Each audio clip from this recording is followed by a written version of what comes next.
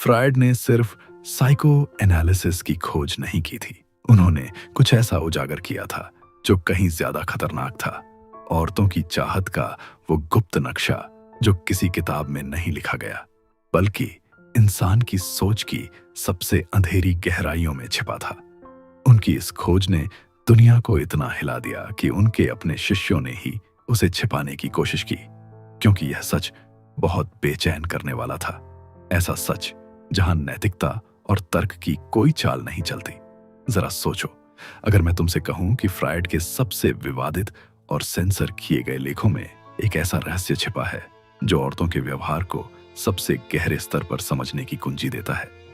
सदियों से जो बातें सही और सभ्य कहकर दबाई गईं, उनके पीछे छिपा है एक मनोवैज्ञानिक नक्शा जो सब कुछ समझाता है, चाहे वो हाइपरगेमी, ऊंचा चुनने की प्रवृत्ति हो, या इमोशनल मैनिपुलेशन, भावनात्मक नियंत्रण।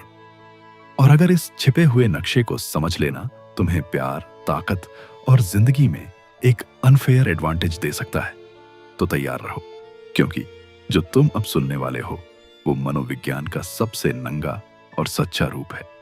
ज्यादातर मर्द औरतों को समझ नहीं पाते, क्योंकि वो बेवकूफ नहीं होते, बल्कि उन्हें झूठ सिखाए गए होते हैं।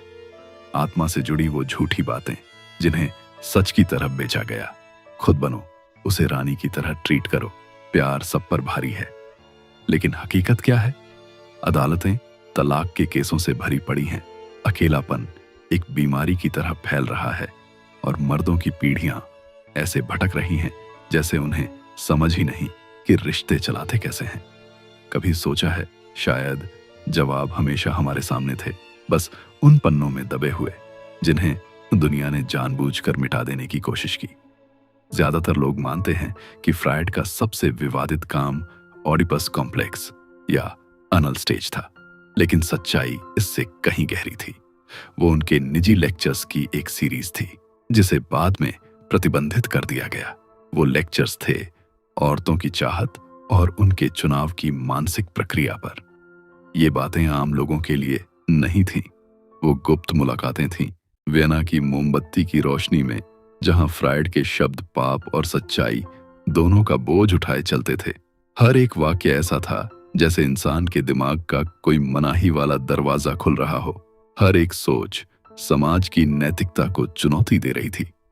फ्रायड ने औरत के अवचेतन मन को इतनी बारीकी से समझा कि आज के मनोवैज्ञानिक भी उसे पढ़कर डर जाए। वो सिर्फ व्यवहार का वर्णन नहीं कर रहे थे, वो इंसानी प्रवृत्ति की जड़ को चीर रहे थे। जो बातें खुद औरतें अपने अंदर नहीं देखना चाहती, फ्रायड ने उन्हें ठंडे दिमाग से बिना किसी रहम के कागज पर उतार दिया। लेकिन ये नोट्स आम लोगों के लिए नहीं थे। उन्हें छिपा दिया गया, दफन कर दिया गया, यहां तक कि उनके अपने शिष्यों ने उन्हें सेंसर कर दिया, क्योंकि जो उन्होंने खोजा वो तरक्की के लिए नहीं था, वो ताकत के लिए था। और ताकत अगर गलत हाथों में चली जाए तो वो इंसान की नजदीकियों के मायने बदल सकती है। फ्रायड की खोज कोई थ्योरी नहीं थी, वो एक पैटर्न था। उन्होंने देखा कि हर मुस्कान, हर चुप्पी, हर प्यार के इजहार के पीछे एक छिपा हुआ पावर का लेन देन चलता है। फ्रायड ने समझा, इच्छा, डिजायर कोई भावना नहीं बल्कि एक रणनीति, स्ट्रेटजी है। उनके एक केस ने सबका ध्यान खींचा, वियना की वुल्फ ऑफ वुमन, एक संभ्रांत महिला, शालीनता और नैतिकता की मूर्ति मानी जाने वाली, लेकिन बंद दरवाजों के पीछे वो अपने चाहने वालों से ऐसे खेलती थी जैसे शिकारी अपने शिकार से खेलता है। कभी वो रात भर मोहब्बत बरसाती तो हफ्तों तक गायब हो जाती। उसकी अनुपस्थिति एक हथियार थी और उसकी अनिश्चितता एक जादू। फ्रायड ने उसकी जड़ों को खोजा। जब वो सिर्फ 6 साल की थी, उसने अपनी मां को, अपने पिता की इज्जत को धीरे धीरे तोड़ते देखा। वहीं से उसने सीखा, ताकत छीनी नहीं जाती, दी जाती है। और फ्रायड ने महसूस किया, औरतों को बचपन से सिखाया जाता है कि ताकत हासिल करनी है तो जबरदस्ती से नहीं, बल्कि धारणा, परसेप्शन से करो। नरमी को हथियार बनाओ, भावनाओं को औजार बनाओ। फ्रायड ने लिखा, जिस चीज को वो ठुकराती है वही उसका सबसे बड़ा हथियार बन जाती है। जो चीज वो रोक लेती है वही उसका सिंहासन बन जाती है। फ्राइड की ये एक लाइन सब कुछ बदल देने वाली थी। यहीं से उन्होंने पागलपन का अध्ययन छोड़कर स्त्री की रणनीति को समझना शुरू किया। अब उनके लिए आकर्षण रोमांस नहीं रहा, वो एक सौदेबाजी थी, हक और समर्पण के बीच। फ्राइड ने पाया कि औरत की चाहत कभी सिर्फ अच्छे आदमी या बुरे आदमी के बीच चुनाव नहीं होती। वो तो एक चुंबकीय खींचतान है, सुरक्षा और खतरे, सुकून और अव्यवस्था, प्रशंसा और जीत के बीच की जंग। ये एक ऐसा विरोधाभास है जो हर औरत अपने भीतर लेकर चलती है, बस कोई खुलकर कह नहीं पाता। और जब ये खींचतान जागती है तो सबसे शांत औरत भी दुनिया की सबसे अनपहचानी और अप्रत्याशित शख्स बन जाती है। वो नैतिकता की नहीं, कहानी की धड़कन की पीछा करती है, क्योंकि गहराई में फ्रायड ने समझा, औरत सिर्फ प्यार नहीं चाहती, वो चाहती है एक कहानी, एक एहसास जो उसे महसूस कराए, ना कि बस कोई जो उसके पास रह जाए। उस समझ ने दुनिया को डरा दिया, क्योंकि इसका मतलब था कि इच्छा, डिजायर को बनाया जा सकता है, प्यार को हिप्नोसिस की तरह इंजीनियर किया जा सकता है। और फ्रायड के वो गुप्त लेक्चर दरअसल कंट्रोल का पूरा ब्लूप्रिंट थे। सदी भर बाद आधुनिक विज्ञान ने वही बात साबित कर दी। बिहेवियरल साइकोलॉजी के शोध बताते हैं, जब कोई इंसान भावनात्मक रूप से अनिश्चित होता है तो दिमाग के वही हिस्से सक्रिय होते हैं जो लत, जुनून और चाहत को नियंत्रित करते हैं। सीधी भाषा में कहें तो जो फ्रायड ने एहसास से समझा, विज्ञान ने आज दिमाग के स्कैन और रक्त प्रवाह से साबित कर दिया। फ्रायड ने सबसे पहले देखा था, प्यार अंधा नहीं होता, वो वायर्ड होता है। 2012 में यूनिवर्सिटी ऑफ टेक्सास की एक रिपोर्ट ने चौंकाने वाली बात बताई। औरतें 52% ज्यादा संभावना से उस पुरुष से जुड़ाव दिखाती हैं जो थोड़ा अप्रत्याशित, अनप्रेडिक्टेबल हो। कभी एक छोटा सा जेस्चर, कभी थोड़ा देर से रिप्लाई, या फिर अचानक की चुप्पी, ये सब मिलकर पहले जिज्ञासा फिर लगाव पैदा करते हैं। क्योंकि प्रेडिक्टेबिलिटी, पूर्वानुमान, सुकून देती है, लेकिन अनप्रेडिक्टेबिलिटी, अनिश्चितता, ताकत बन जाती है। एक और शोध जर्नल ऑफ सोशल साइकोलॉजी में प्रकाशित बताता है कि अगर कोई औरत ये मान लेती है कि दूसरी औरतें भी किसी मर्द को चाहती हैं, तो वो उसे ज्यादा आकर्षक मानने लगती है, भले ही वो दिखने में कम सुंदर क्यों ना हो। यह सब संयोग, कोइंसिडेंस नहीं है, यह है हजारों सालों से दिमाग में लिखा गया एवोल्यूशनरी कोड। जो चीज औरों को चाहत से देखती है, उसका दिमाग उसे कीमती मान लेता है। यह एक पुराना जीव वैज्ञानिक नियम है सिलेक्टिव डिजायर का, जो इंसान की सर्वाइवल इंस्टिंक्ट से जुड़ा है।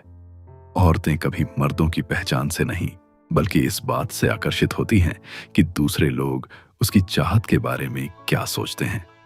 जहां ज्यादातर मर्द चेकर्स का खेल खेल रहे हैं, वहीं औरतें 4 आयामी चेस खेल रही होती हैं। उनका हर कदम एक संकेत, एक परीक्षण, एक मूल्यांकन होता है। वो सिर्फ भावनाओं से प्रतिक्रिया नहीं देती, वो पैटर्न मापती हैं। लेकिन यहां अच्छी खबर है, एक बार जब तुम इस खेल का बोर्ड देख लेते हो तो तुम दोबारा अंधे नहीं बन सकते। एक बार जब तुम कोड पहचान लेते हो तो तुम मोहरा नहीं, खिलाड़ी बन जाते हो।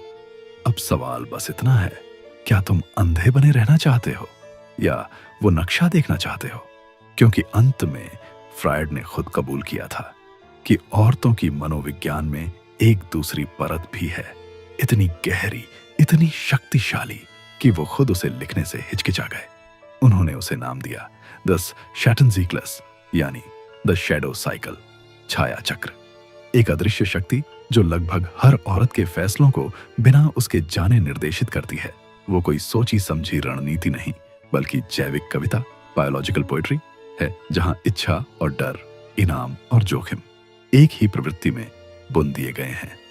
फ्रायड ने इसे नाम दिया दू शैडो साइकिल, यानी वो अदृश्य प्रोग्राम जो औरत के आकर्षण को तर्क, नैतिकता, यहां तक कि उसके खुद के आत्मचित्र से परे नियंत्रित करता है।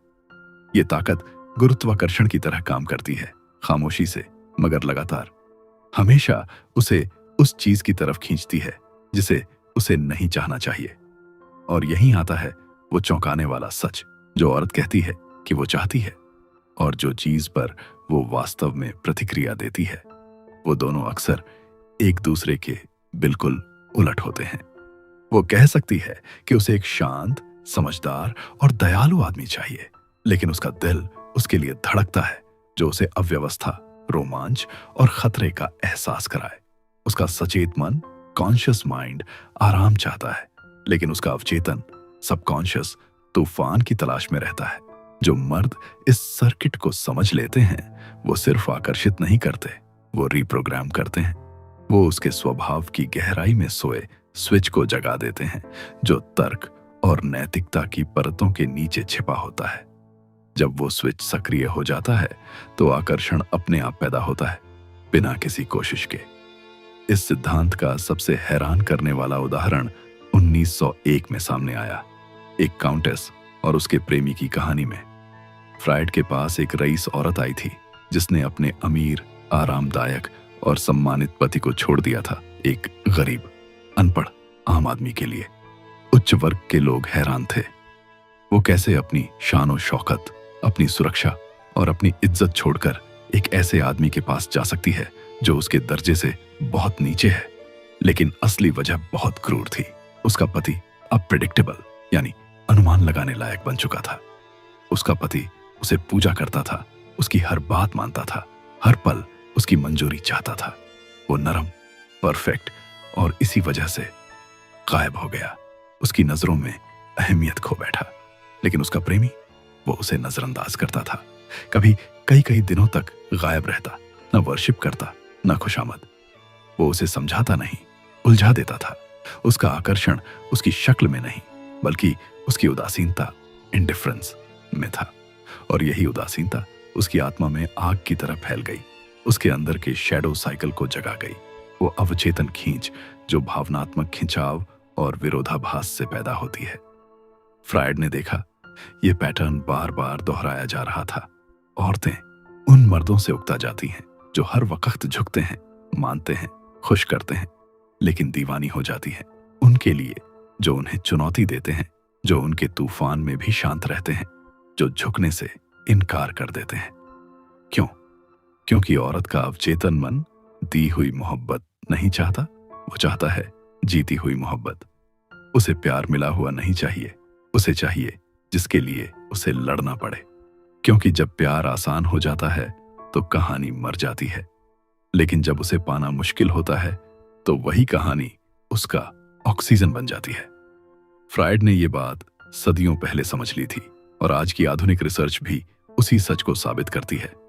न्यूरोसाइंटिस्ट्स ने पाया कि औरत का दिमाग डोपामिन तब नहीं छोड़ता जब उसे प्यार मिलता है, बल्कि तब जब वो प्यार की उम्मीद करती है। मतलब इच्छा, डिजायर, संतोष में नहीं, सस्पेंस, अधूरी चाहत में छिपी होती है। और जब ये सस्पेंस कंट्रोल में होता है तो वही बन जाता है सबसे शुद्ध शक्ति का रूप। औरत चाहती है कि वो मर्द का ध्यान कमाए, न कि उसे आसानी से मिल जाए। यही वो विरोधाभास, पैराडॉक्स है जो उसकी चाहत को जिंदा रखता है।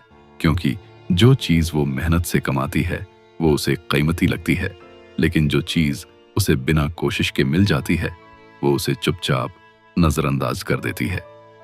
आधुनिक रिसर्च भी यही कहती है।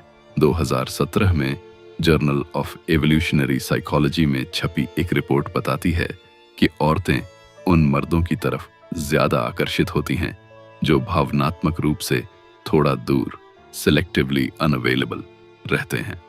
उन्हें ठंडापन नहीं खींचता, उन्हें खींचती है कंट्रोल की ऊर्जा। जब तुम्हारी एनर्जी हर किसी को आसानी से नहीं मिलती तो वो उसके अवचेतन में एक पुरानी प्रवृत्ति को छूती है। अनुशासन के जरिए वर्चस्व, डोमिनेंस थ्रू डिसिप्लिन। साधारण शब्दों में कहें तो जितना तुम कम जरूरतमंद लगते हो वो उतनी ही ज्यादा जरूरत महसूस करने लगती है। क्योंकि कमी, स्कैर्सिटी ही कीमत बनाती है, और जो चीज दुर्लभ, रेयर होती है उसे दुनिया पूजती है। लेकिन इस सच का एक अंधेरा पहलू भी है। फ्रायड ने इसे कहा द टेस्टिंग मैकेनिज्म, यानी अवचेतन रूप से औरतें मर्द को परखती हैं, उसे उकसाती हैं, कभी कभी टकराव पैदा करती हैं, सिर्फ ये देखने के लिए कि क्या वो दबाव में टूटता है या नहीं। वो जो टेस्ट करती है वो क्रूरता नहीं होती, वो एक नेचुरल इंस्टिंक्ट है। वो ये जानना चाहती है कि तुम्हारा इमोशनल बैलेंस कितना मजबूत है। अगर तुम उसकी हर बात पर झुक गए, हर बार टूट गए, तो तुम उसकी नजरों में अपनी वैल्यू खो देते हो। लेकिन अगर तुम शांत रहे, स्टेबल रहे, अपने कंट्रोल में रहे, तो वही चीज उसे सबसे ज्यादा अट्रैक्ट करती है। उसके लिए तुम्हारा ये डिटैच रहना, ये स्टेबिलिटी एक तरह की ग्रेविटी बन जाती है। वो जितनी बिखरी हुई महसूस करती है, उतनी ही खींचती है तुम्हारी उस शांति की ओर। क्लियोपेट्रा ये बात सदियों पहले समझ चुकी थी। उसने जूलियस सीजर और मार्क एंटनी दोनों को अपने इशारों पर नचाया, न खूबसूरती से बल्कि अपने कंट्रोल और चालाकी से। वो उन्हें हर बार थोड़ा थोड़ा स्वर्ग दिखाती, फिर अचानक कंफ्यूजन में धकेल देती। हर बार की उसकी गैर हाजिरी उन्हें और दीवाना बना देती थी, और हर बार की वापसी उन्हें राहत देती थी। यही उसका जादू था, अट्रैक्शन और दूरी का परफेक्ट बैलेंस। सीधा सबक ये है, आज के दौर में सिर्फ अच्छा लड़का होना काफी नहीं, क्योंकि औरतें सिर्फ दया नहीं चाहती, वो इमोशनल कॉन्ट्रास्ट चाहती हैं। थोड़ी दूरी, थोड़ा मिस्ट्री, थोड़ा स्ट्रॉन्गनेस, क्योंकि वहीं से उनका डिजायर जन्म लेता है। फ्राइड को भी लगा कि उसने इंसानी इच्छा के सारे राज समझ लिए हैं, लेकिन फिर उसने खोजा एक तीसरा स्तर, एक ऐसा साइकोलॉजिकल ट्रिगर जो औरत के अंदर इतनी गहरी चाहत पैदा करता है कि वो खुद भी नहीं समझ पाती कि उसे उसकी इतनी जरूरत क्यों महसूस हो रही है। फ्राइड ने इसे नाम दिया था एडिक्शन प्रोटोकॉल। ये कोई चालाकी नहीं थी, बल्कि इंसानी चाहत को समझने की गहराई थी। वो साइंस थी उस साइकोलॉजी की जो एक औरत के दिमाग में तय करती है कि वो किसे याद रखेगी और किसे भुला देगी। 1905 में फ्राइड ने एक मशहूर ओपेरा सिंगर का केस लिखा। वो औरत सब कुछ रखती थी, शोहरत, पैसा, नाम, लेकिन एक गरीब लेखक के लिए उसने सब कुछ छोड़ दिया। वो आदमी जो उसे प्यार से नहीं, बेपरवाही से ट्रीट करता था। हजारों लोग उसे चाहते थे, लेकिन वो एक आदमी की दीवानी थी। जब उससे पूछा गया क्यों, तो उसने बस इतना कहा, जब वो मेरे साथ होता है मैं जिंदा महसूस करती हूं, जब वो चला जाता है मैं खाली हो जाती हूं। फ्राइड ने इसका नाम दिया इंटरमिटेंट रीइंफोर्समेंट, यानी प्यार को हर वक्त नहीं, कभी कभी और अनएक्सपेक्टेड तरीके से देना। उस लेखक ने यही किया। वो उसे लगातार अटेंशन नहीं देता था, बल्कि थोड़े थोड़े अनजान पल में देता था। उसकी ये अनप्रेडिक्टेबिलिटी ही एक नशे की तरह काम करती थी। और आज की न्यूरोसाइंस भी यही कहती है। 2014 की हार्वर्ड स्टडी के मुताबिक हमारा दिमाग अनप्रेडिक्टेबल रिवॉर्ड पर ज्यादा रिएक्ट करता है बजाय लगातार मिलने वाले ध्यान के। यानी डोपामाइन तब नहीं बढ़ता जब हमें कुछ मिलता है, बल्कि तब बढ़ता है जब हमें उम्मीद होती है कि कुछ मिलने वाला है। यही वजह है कि स्लॉट मशीनें एडिक्टिव होती हैं और कुछ रिश्ते छोड़ना नामुमकिन, क्योंकि उसका दिमाग अब उस अगले एहसास के पीछे भागने लगता है। अगला मैसेज, अगली झलक, अगला इशारा, अगली मुलाकात। तुम उसके लिए एक रिवॉर्ड बन जाते हो, लेकिन हर बार कब मिलेगा ये अनिश्चित रहता है। और यही अनिश्चितता उसके दिल को जुए की तरह बांध देती है। इस पूरे खेल का असली राज है रिद्म को कंट्रोल करना। अगर तुम बहुत ज्यादा ध्यान दोगे, वो थक जाएगी और दूर हट जाएगी। लेकिन अगर तुम सही वक्त पर थोड़ा थोड़ा ध्यान दोगे, तो वो तुम्हारे प्रति दीवानी हो जाएगी। क्योंकि औरत का नर्वस सिस्टम प्यार से नहीं, बल्कि तनाव और राहत के उस झूले से जुड़ता है। वो रोलर कोस्टर उसे जिंदा महसूस कराता है। फ्राइड यहीं नहीं रुके। उन्होंने महसूस किया कि इस इमोशनल एडिक्शन के पीछे कुछ और गहराई है। वो सिर्फ चाहत नहीं थी, वो पहचान का बदलाव था। क्योंकि जब चाहत आदत बन जाती है, तो वो प्यार नहीं रहती, वो रीप्रोग्रामिंग बन जाती है।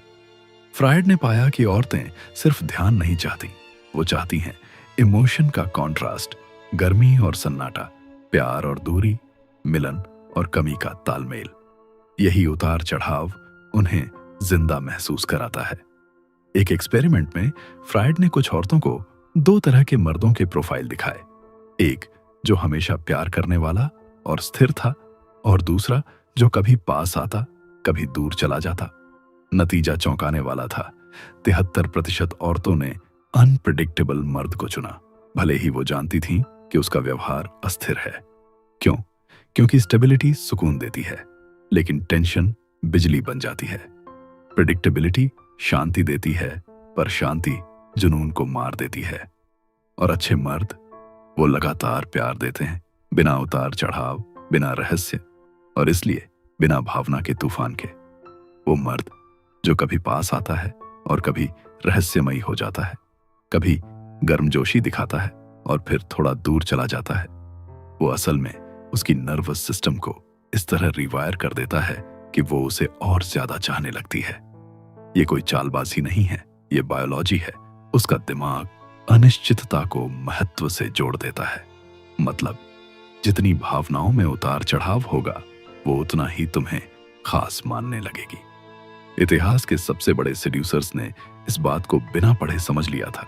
कासानोवा हफ्तों के लिए गायब हो जाता, फिर अचानक एक ऐसा खत भेजता जो यादों में जलता रहता। उसकी हर गैर मौजूदगी एक तनाव बनाती और उसकी हर वापसी एक राहत बन जाती। उसकी खामोशी ने उसके शब्दों को ताकत दी, उसकी दूरी ने उसकी मौजूदगी को दिव्यता दी। नेपोलियन ने जोसेफिन को ऐसे खत लिखे जिनमें कभी प्यार था, कभी गुस्सा, कभी चाहत, कभी हुक्म। उसने उसे हर एहसास महसूस करवाया, प्यार, जलन, डर, पागलपन, और यही भावनात्मक झूला उसकी लत बन गया। अब सवाल है, आज की जिंदगी में इसे कैसे समझदारी से इस्तेमाल किया जाए। अगर तुम हमेशा उसके हर मैसेज का जवाब तुरंत देते हो, थोड़ा रुकना सीखो, खामोशी को भी अपनी भाषा का हिस्सा बनाओ। अगर तुम ही हमेशा मिलने की बात करते हो, तो अब थोड़ा अंतराल रखो, हर मुलाकात को कम करो ताकि उसकी कीमत बढ़े। क्योंकि प्यार तभी गहराता है जब वो हर बार आसानी से नहीं मिलता। रूटीन को जिज्ञासा से बदल दो, उसे सोचने दो, उसे तुम्हारी कमी महसूस करने दो। जिंदगी में इमोशनल कॉन्ट्रास्ट बनाओ, कभी गर्मजोशी दिखाओ लेकिन कभी रहस्य को सांस लेने दो।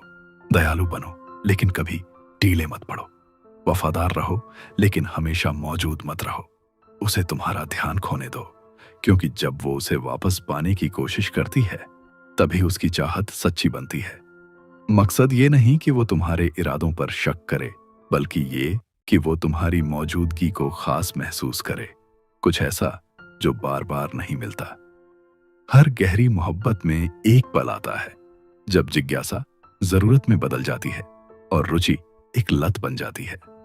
फ्रॉइड ने इसे अपने गुप्त नोट्स में लिखा था, साइकोसेक्सुअल इम्प्रिंटिंग, एक ऐसा बंधन जो इतना गहरा होता है कि न दूरी, न तर्क, न सलाह, कुछ भी उसे तोड़ नहीं सकता। क्योंकि जब कोई भावना बार बार तीव्र रूप से दोहराई जाती है, तो शरीर उसे सीख लेता है।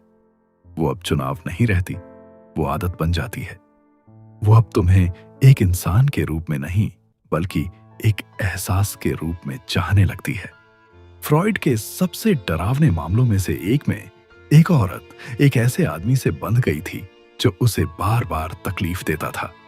उसे जाने के अनगिनत मौके मिले, लेकिन उसने हर बार रुकने का फैसला किया, क्योंकि प्यार नहीं, अब उस एहसास की लत लग चुकी थी। वो दर्द, वो चाहत, वो खोने और पाने के बीच का तूफान। जब फ्रॉइड ने उस औरत से पूछा, तुम उसे छोड़ क्यों नहीं देती, तो उसका जवाब रूह कंपा देने वाला था। जब मैं उसके साथ होती हूं, तभी मैं खुद को महसूस करती हूं। ये कोई स्टॉकहोल्म सिंड्रोम नहीं था, ये उससे कहीं ज्यादा गहरा था, एक जैविक बंधन जो भावनाओं की आग में बन चुका था। और आज की आधुनिक साइंस उस बात की पुष्टि करती है जिसे फ्रॉइड ने 100 साल पहले सिर्फ महसूस किया था। ब्रेन स्कैन बताते हैं कि प्यार और डर दोनों दिमाग के वही हिस्से सक्रिय करते हैं। इसलिए जब एक औरत दोनों एक साथ महसूस करती है, प्यार और डर, तो वो रिश्ता टूटना नामुमकिन हो जाता है। यही है इच्छा का सबसे अंधेरा रहस्य। उसे जोड़ता सुकून नहीं, बल्कि विरोधाभास जोड़ता है। MRI स्कैन अब दिखाते हैं जो फ्रॉइड ने सिर्फ महसूस किया था कि पैशनेट लव उसी दिमागी हिस्से को सक्रिय करता है जो कोकीन की लत में होता है। वही सर्किट जो उत्साह, जुनून और खालीपन पैदा करता है, जो ड्रग और एडिक्ट को जोड़ता है, वही प्यार में दो लोगों को बांध देता है। और ये बंधन किसी एक पल से नहीं, बल्कि कई गहरे भावनात्मक अनुभवों से बनता है, जहां सुख और दर्द एक साथ खुल जाते हैं। फ्रॉइड ने पाया, इंसानी दिमाग सुकून को नहीं, तूफान को याद रखता है। वो शांति से नहीं चिपकता, वो उस तूफान से जुड़ता है जिसने उसे जिंदा महसूस करवाया था। और यही प्रक्रिया शुरू होती है जिसे मनोविज्ञान में कहते हैं जस्टिफिकेशन ऑफ एफर्ट। जब कोई इंसान किसी रिश्ते में अपनी भावनाओं, अपनी ऊर्जा और अपना दर्द गहराई से निवेश करता है, तो उसका दिमाग खुद कहानी बदल देता है। वो खुद को यकीन दिलाता है कि इतना सब झेला है तो इसका इनाम जरूर कीमती होगा। यही वो पल है जहां प्यार लत में बदल जाता है और इंसान दूसरे इंसान का कैदी बन जाता है। दर्द एक सबूत बन जाता है, प्यार का सबूत। जितना ज्यादा दर्द, जितना ज्यादा तूफान वो झेलती है, उतना ही गहरा होता जाता है उसका लगाव। 2016 में येल यूनिवर्सिटी की एक स्टडी में पाया गया कि वो औरतें जिन्होंने किसी रिश्ते की शुरुआत में तेज भावनात्मक उथल पुथल झेली, उन्होंने कहीं ज्यादा गहरे बंधन बनाए उन औरतों से जिन्होंने एक शांत और परफेक्ट रिश्ता जिया। क्योंकि दिमाग तीव्रता, इंटेंसिटी को महत्व, इंपॉर्टेंस समझ लेता है। वो एड्रेनलिन को मायने समझने की भूल करता है। फ्रॉइड ने भी कहा था, हर रिश्ते में एक पॉइंट ऑफ नो रिटर्न आता है। एक ऐसा वक्त 3 से 6 महीने के बीच जब आकर्षण सिर्फ मानसिक नहीं बल्कि शारीरिक बन जाता है। अगर कोई इस दौर को पार कर लेता है तो उसका हाजिर होना उस औरत के शरीर में एक जिंदा एहसास से जुड़ जाता है। उसकी मौजूदगी एक नशा बन जाती है। लेकिन अगर ये रिश्ता उस मोड़ से पहले टूट जाए तो फिर बाद में जितनी भी कोशिशें हों, वो असर दोबारा कभी नहीं होता। यही वो पल होता है जब भावना याद बन जाती है और उसकी कमी उसकी मौजूदगी से ज्यादा तकलीफ देने लगती है। इतिहास के हर महान प्रेमी और मास्टर ऑफ सेडक्शन ने इस गुप्त मनोवैज्ञानिक पल को पहचान लिया था। उन्हें पता था, प्यार जीता नहीं जाता, महसूस करवाया जाता है। दर्द और चाहत के बीच कसनोवा जानता था कि मोहब्बत सिर्फ शब्दों से नहीं, एहसासों से बनती है। वो अपनी प्रेमिकाओं को खुशी और डर दोनों के बीच झुलाता था। कभी आधी रात की वेनिस की काली नहरों में नाव की सैर, कभी धीमी आवाज में कविताएं फुसफुसाता हुआ और कभी उन्हें अनजाने रोमांच की आग में झोंक देता था। हर धड़कन एक रस्म बन जाती थी, हर सांस उसके शरीर पर याद की तरह उकेरी जाती थी। ऐसी तीव्र भावनाएं दिमाग में एक न्यूरोलॉजिकल निशान छोड़ जाती हैं, जो हमारी पहचान को एहसासों के जरिए गढ़ती है। अब सवाल यह है, क्या इसे अपनाया जा सकता है बिना जहरीला बने? हाँ, राज है। इंटेंसिटी का प्रतीक बनो, रूटीन को तोड़ो, जिंदगी में ऐसे अनुभव बनाओ जो उसकी यादों में हमेशा जिंदा रहें। जब वो तुम्हारे साथ हो तो उसे सुकून और तूफान दोनों एक साथ महसूस होने दो। सुरक्षा और रोमांच एक ही पल में टकराने दो, क्योंकि यही टकराव, यही कॉन्ट्रास्ट एक ऐसी याद बनाता है जो कभी मिटती नहीं। एक ही रात में उसे हंसी और खामोशी दोनों का स्वाद चखाओ, गर्मजोशी में रहस्य का रंग मिलाओ। उसके दिल और दिमाग को कभी पूरी तरह आराम मत करने दो, क्योंकि जो दिमाग चैन नहीं पाता वो भूलता भी नहीं। और याद रखना, जैसे ही तुम्हारी मौजूदगी प्रिडिक्टेबल, अनुमानित बन जाती है, उसकी चाह धीरे धीरे मिटने लगती है। इसलिए रहो थोड़ा अनजाने, थोड़ा गहरे, थोड़ा रहस्यमय, क्योंकि वही रहस्य तुम्हें उसकी यादों में अमर बना देगा।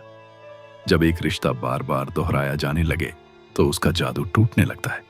असल में किसी औरत के दिल पर गहरी छाप छोड़ने वाले मर्द वो नहीं होते जो उसे सबसे ज्यादा चीजें देते हैं, बल्कि वो होते हैं जो उसे हर एहसास महसूस कराते हैं।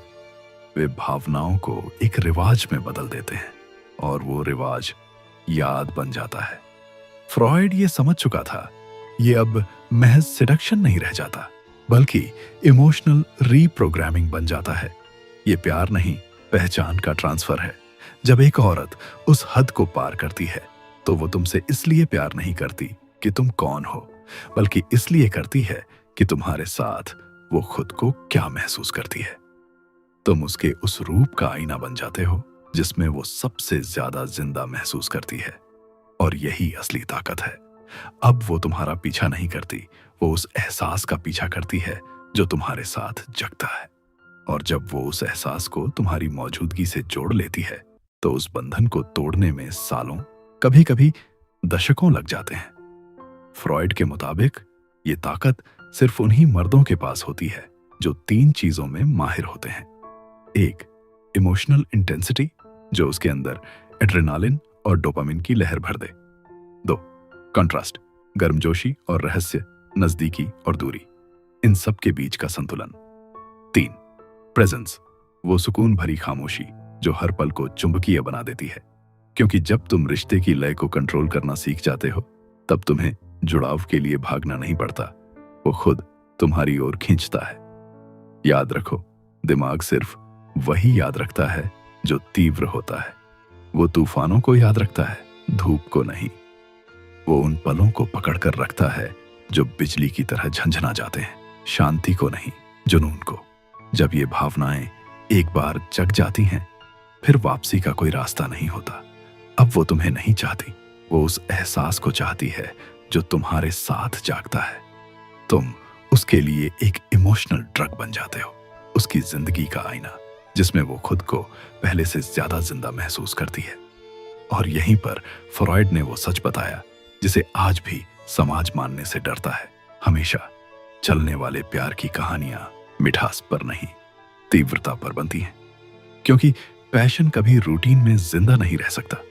जो मर्द वाकई याद रह जाते हैं वो वादे करने वाले नहीं होते, वो होते हैं जो परिवर्तन लाते हैं। वो उसकी सोच नहीं, उसकी केमिस्ट्री बदल देते हैं। वो उसके नर्वस सिस्टम पर अपनी अमिट छाप छोड़ देते हैं। तो याद रखो, कोशिश मत करो कि तुम उसके लिए सबसे अच्छे इंसान बनो। कोशिश करो कि तुम वो एहसास बनो जिसे कोई और दोहरा ना सके। वो लम्हा बनो जिसे वो बार बार जीना चाहे। वो खामोशी बनो जो उसके जहन में गूंजती रहे। क्योंकि जब वो एक बार उस एहसास को महसूस कर लेती है तो बाकी सब उसे फीका, बेमजा और अधूरा लगता है। अगर ये बात तुम्हारे अंदर कुछ हिला गई है, अगर इसने तुम्हारे भीतर कोई सच्चाई को छुआ है, तो खुद से पूछो, क्या तुम ऐसे और सच सुनना चाहते हो? वो सच जो चुपते हैं पर जगाते भी हैं। क्योंकि ऐसी सच्चाइयां जो नकाबों को फाड़ देती हैं वो खुद से नहीं टिकती, उन्हें महसूस करने वाले लोग जिंदा रखते हैं। यहां कोई झूठी तसल्ली नहीं है, सिर्फ वो बातें हैं जो तुम्हारे विश्वासों को हिलाती हैं और तुम्हें इस आधुनिक नींद से बाहर खींचती हैं जिसमें ज्यादातर लोग जी रहे हैं। तुम इस दुनिया में आधे जागे रहने के लिए नहीं आए थे, तुम्हें वो देखने के लिए बनाया गया है जो बाकी लोग देखने की हिम्मत नहीं करते। अगर तुम चाहते हो कि ये आवाज मुक्त बनी रहे, अगर तुम भी उन लोगों में शामिल होना चाहते हो जो आरामदायक झूठों से इनकार करते हैं, तो डिस्क्रिप्शन में दिए गए लिंक पर क्लिक करो। या फिर एक आसान रास्ता भी है, इस चैनल को लाइक करो, शेयर करो या सब्सक्राइब करो। ये सिर्फ एक बटन दबाना नहीं है, ये एक बयान है, शोर के खिलाफ एक विद्रोह। हर क्लिक, हर शेयर एक झूठ के खिलाफ वार है, एक ऐसे भविष्य की तरफ कदम है जहां मर्द जागे हुए, स्पष्ट और बेकाबू हैं। वो मर्द जो आराम से नहीं, सच से जीना चुनते हैं, जो चालाकी नहीं, स्पष्टता को अपनाते हैं। क्योंकि सच्चाई ये है, सुविधा झूठ बोलती है।